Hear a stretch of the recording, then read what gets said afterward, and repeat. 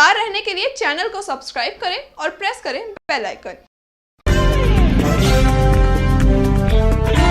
नमस्कार, मैं हूं प्रवीण। आप देख रहे हैं इंडिया टाइम 24 न्यूज। पूर्व विदेश मंत्री सुषमा स्वराज ने 67 साल की उम्र में दुनिया को अलविदा कह दिया। राष्ट्रीय राजनीति में लंबी पारी खेलने वाली सुषमा स्वराज का राजनीतिक जीवन कैसा था, आइए इस पर एक नजर डालते हैं।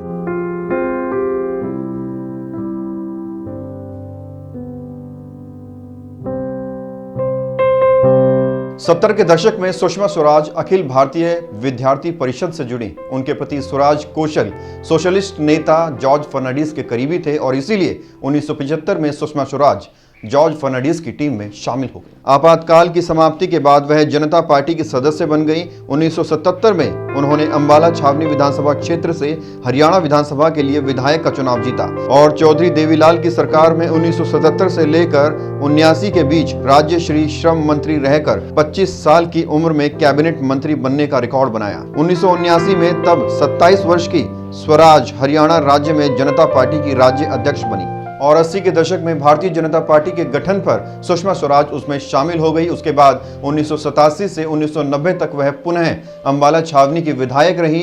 उसके बाद 1990 में सुषमा स्वराज को राज्यसभा सदस्य के रूप में मनोनीत किया गया, जहां वह 1996 तक रही। 1996 में उन्होंने दक्षिणी दिल्ली संसदीय क्षेत्र से चुनाव जीता और 13 दिन की वाजपेयी सरकार में सूचना और प्रसारण मंत्री रही और मार्च 1998 में सुषमा स्वराज ने दक्षिणी दिल्ली सीट से एक बार फिर चुनाव जीता और एक बार फिर वाजपेयी सरकार में सूचना एवं प्रसारण मंत्री की शपथ ली।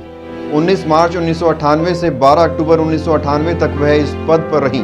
इस अवधि के दौरान उनका सबसे उल्लेखनीय निर्णय फिल्म उद्योग को एक उद्योग के रूप में घोषित करना था, जिससे कि भारतीय फिल्म उद्योग को भी बैंक से कर्ज मिल सके। अक्टूबर 1998 में सुषमा स्वराज ने केंद्रीय मंत्रिमंडल से इस्तीफा दे दिया और 12 अक्टूबर 1998 को उन्होंने दिल्ली की पहली महिला मुख्यमंत्री के कार्यभार को संभाला। हालांकि 3 दिसंबर 1998 को उन्होंने अपनी विधानसभा सीट से इस्तीफा दे दिया और राष्ट्रीय राजनीति में वापस लौट आई। सितंबर 1999 में उन्होंने कर्नाटक के बल्लारी निर्वाचन क्षेत्र से कांग्रेस पार्टी की राष्ट्रीय अध्यक्ष सोनिया गांधी के विरुद्ध चुनाव लड़ा। अपने चुनाव अभियान के दौरान उन्होंने स्थानीय कन्नड़ भाषा में ही सार्वजनिक बैठकों को संबोधित किया।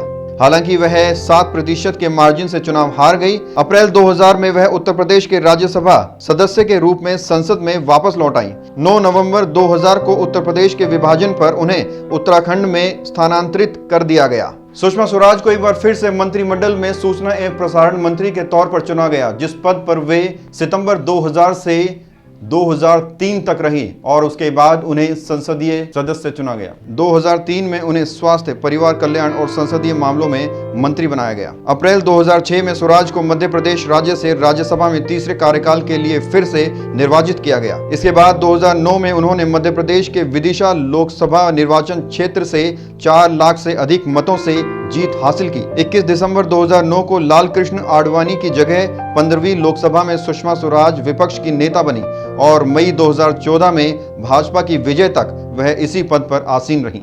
सुषमा स्वराज 2014 में एक बार फिर विदिशा निर्वाचन क्षेत्र से लोकसभा सांसद निर्वाचित हुई और उन्हें भारत की पहली महिला विदेश मंत्री बनने का सौभाग्य प्राप्त हुआ।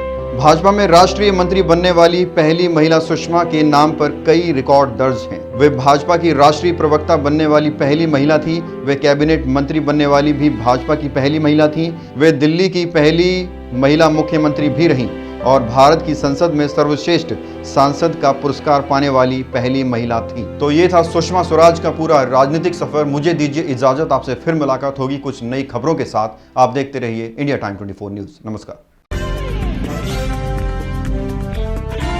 खबरों से खबरदार रहने के लिए चैनल को सब्सक्राइब करें और प्रेस करें बेल आइकन।